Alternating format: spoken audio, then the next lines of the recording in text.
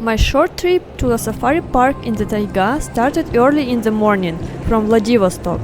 The park isn't far, the drive takes about an hour and a half, but by car it can be done in around 40 minutes.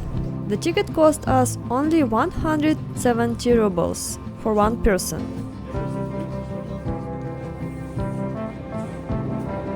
The park we are going is a place where you can see the wildlife of rare animals, most of which live in this region.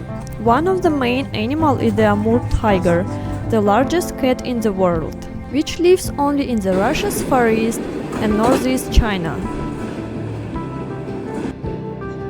We chose to visit the park at the beginning of October, when the taiga shows beautiful colors and the weather is warm and mild. We came a little bit early. We came at 9 a.m. and it will be open at 10 a.m. So decided to go to buy a coffee and something to eat, because we didn't have breakfast in the morning.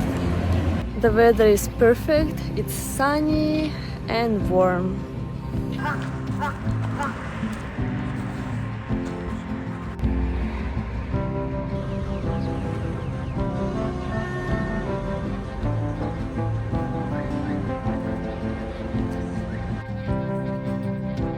The main mission of the park is to help animals in difficult situations, those that have lost the ability to live in the wild, as well as to participate in international programs for the conservation of rare species.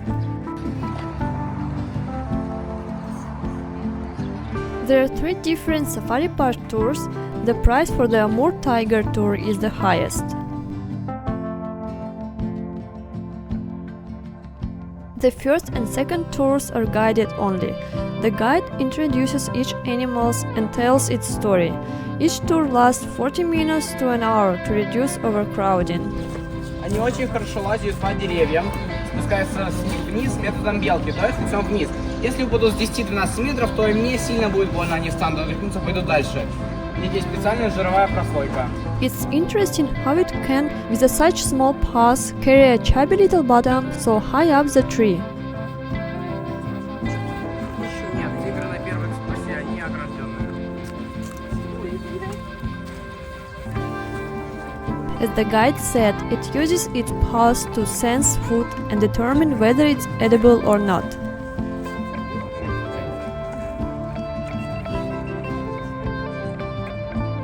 Ему понравится, и он начнет ее кушать заново, но она ничего не почувствует.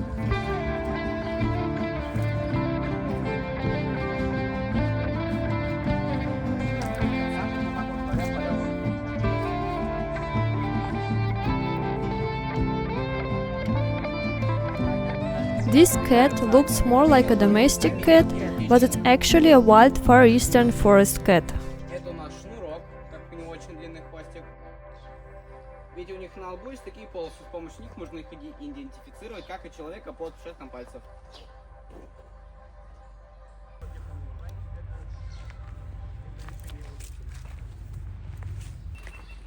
Извините.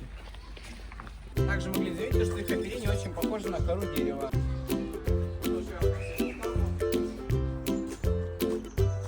Most of these birds can't survive in the wild for various reasons, mostly due to physical disabilities, so this park serves as a sanctuary for them.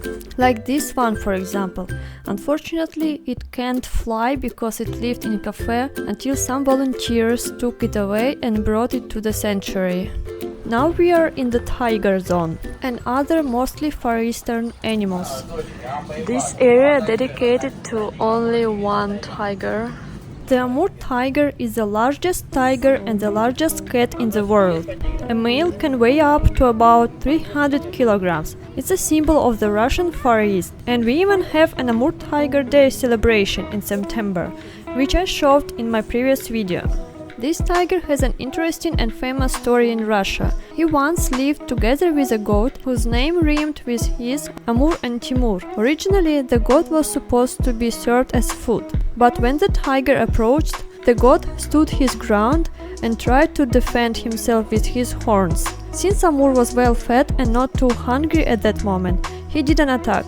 For his bravery, The god was named Timur. Over time, Timur even took over Amur's sleeping spot, and the tiger had to move up to the roof on his shelter. They started walking together, sleeping together, and soon became famous all over Russia by its friendship. But in 2016, they had a small conflict, and Timur was eventually taken away to live separately. Амур. Ням-ням. Смотри, сколько ням-ням. The next Far Eastern big cat is the Amur leopard. It's one of the rarest big cat in the world.